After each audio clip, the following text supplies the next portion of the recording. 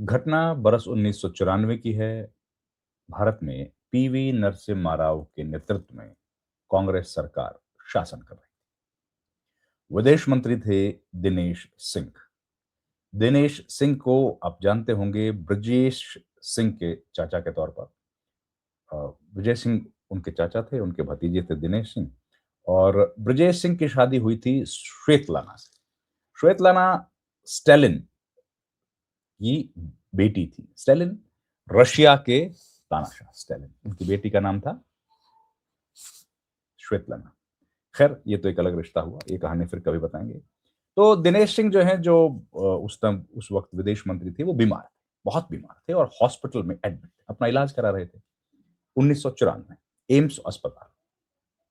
तभी उनके पास प्रधानमंत्री का फोन गया। प्रधानमंत्री पीवी नरसिम्हा राव, उनको कहा गया कि आपको अभी जाना पड़ेगा तेहरान। उन्होंने कहा मैं तो बीमार हूं, कैसे जाऊंगा। उन्होंने कहा आपको अभी जाना पड़ेगा और बहुत महत्वपूर्ण मसला है जिसमें आपका जाना जरूरी है। उन्होंने जाना जरूरी था तो जाना था, तो लेकिन उन्होंने कहा कि इसकी खबर किसी को ना लगे, आपको जाना है और खबर ना लगे। तो दिनेश सिंह ने अपनी जगह उस हॉस्पिटल के बेड पर किसी और को लिटा दिया और कहा कि अभी कोई इनसे मिलने ना आए, और वो चुपचाप धीरे से व्हील चेयर पर निकल गए और रातों रात पहुंच गए तेहरान। रात को जब वो तेहरान पहुंचे तो उनका स्वागत करने के लिए कमल खजीज, जो उस वक्त विदेश मंत्री थे ईरान के, वो आए। और उन्होंने कहा कि भाई ऐसा क्या हो गया कि आप इस बीमार हालत में, आपकी हालत ठीक नहीं है, आप चल नहीं पा रहे हैं, व्हील चेयर से आप आए हैं, क्या जरूरत पड़ गई, आपको आना पड़ा, रात को आप आए हैं। उन्होंने कहा कि देखिए, जो ओआईसी है आपका, ऑर्गेनाइजेशन ऑफ इस्लामिक कंट्रीज, जिसमें इस्लामिक सारे कंट्रीज हैं, उसमें पाकिस्तान जो एक रिजोल्यूशन लेके आने वाला है जिसके तहत वो कश्मीर पर अपना अधिकार जमाने की कोशिश करेगा, और कुछ जो हुर्रियत के नेता हैं वो भी उनके साथ हैं, तो हम लोग चाहते हैं कि आप इसका विरोध करें। अब बड़ी संकट की घड़ी आ गई। उस जमाने में रफसंजानी वहां पर राज कर रहे थे कि भाई पाकिस्तान तो हमारा बहुत गहरा दोस्त है, भारत से भी गहरा दोस्त है, कैसे हम कर पाएंगे। लेकिन उन्होंने कहा कि आपको करना पड़ेगा। अब किसी संप्रभु भारत जैसे बड़े राष्ट्र का बीमार विदेश मंत्री ईरान की धरती पर उनसे मिलने के लिए गया है, तो वो लोग इनकार नहीं कर पाए। उन्होंने हाँ किया और उसके बाद धीरे से दिनेश सिंह वापस रातों रात लौटे और बिस्तर पर अपने उसी हालत में, बीमारी की हालत में, अपने बिस्तर पर जाकर एम्स के अस्पताल में लेट गए। ठीक है। उसके बाद वो सम्मेलन शुरू हुआ ओआईसी का। ओआईसी जो इस्लामी संगठन है, उसकी एक रिवायत है, रिवाज है, नियम है कि जो प्रस्ताव सर्वसम्मति से पास नहीं होगा, एक भी व्यक्ति अगर विरोध करेगा तो वो गिर जाता है। अब स्थिति ऐसी थी कि बहुत नजदीकी ताल्लुकात होने के बाद भी ईरान ने, क्योंकि भारत से वादा कर दिया था, ईरान ने उस प्रस्ताव का विरोध कर दिया।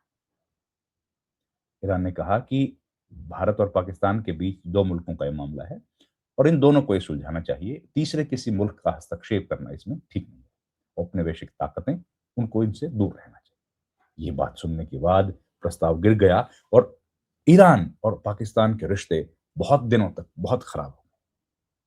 खैर, पाकिस्तान का जो सोचना था या उनकी जो प्लान थी वो ये थी कि हम लोग वहां जाएंगे और इस्लामिक जो स्टेट्स में से अगर है इस रेजोल्यूशन को पास कराएंगे, तो उसके बाद हम लोग मानवाधिकार आयोग जाएंगे, जो इंटरनेशनल है, वहां दिखाएंगे कि कैसे कश्मीर में मानवाधिकारों का हनन किया जा रहा है, और उसके बाद हम इसको यूएनओ में लेके जाएंगे और पूरे देश में, पूरे विश्व में फिर इस मामले पर भारत के लिए दिक्कत पैदा हो। तो लेकिन नरसिम्हा राव ने और दिनेश सिंह ने इस तरह से चाल चली कि वो प्रस्ताव, उनका जो पहला स्टेज था, उसी पर गिर गया।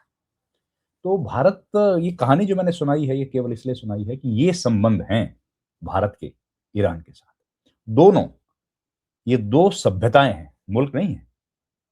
भारत मुल्क होने से पहले एक बहुत प्राचीन सभ्यता है, बहुत ऐतिहासिक, और इसके जो अचीवमेंट्स हैं हमारी सभ्यता की, वो विश्व में कहीं मिलती नहीं है देखने। वैसे ही ईरान की सभ्यता एक बहुत प्राचीन सभ्यता है, सिविलाइजेशन है। मुल्क तो बहुत बाद में आता है, सिविलाइजेशन।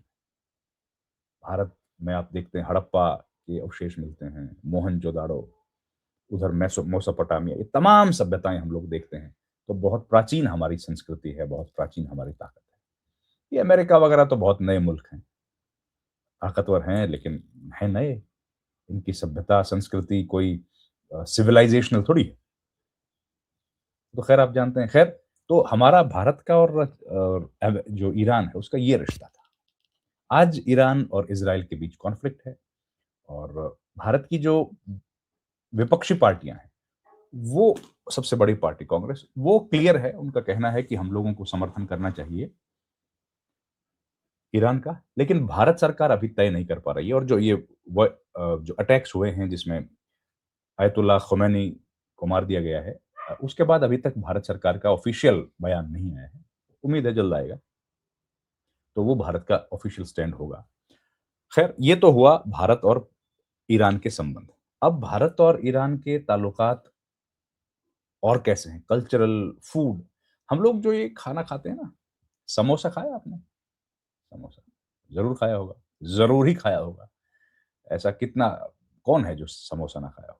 चलिए, जलेबी? जुलबिया इसको बोला जाता है, बोला जाता था।